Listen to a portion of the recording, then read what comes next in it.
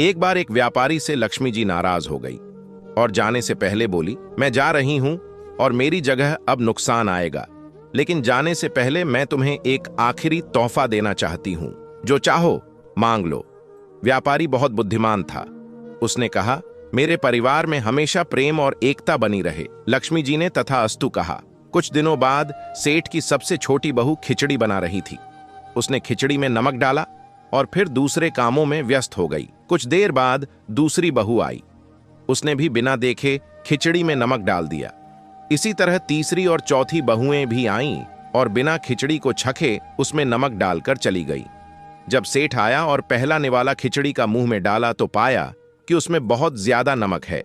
वह तुरंत समझ गया कि नुकसान आ चुका है, इसलिए उसने चुपचाप खिचड़ी खाई और कुछ नहीं बोला और चला गया। इसके बाद बड़ा बेटा आया। उसने खिचड़ी का पहला निवाला लिया और तुरंत पूछा, पिताजी ने खाना का लिया क्या? सबने जवाब दिया, हाँ, पिताजी ने खा लिया और कुछ नहीं बोले।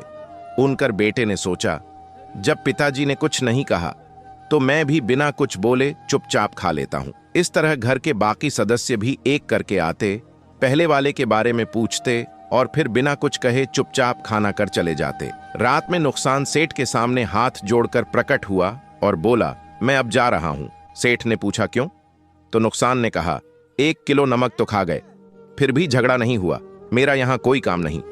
जिस घर में आपसी प्रेम होता है वहां सदैव सुख और शांति का वास होता है। दोस्तों, अगर आप इस बात से सहमत हो तो यह जरूर लिखें और इसी तरह की कहानियों के लिए हमारे पेज के साथ जुड़े रहिए।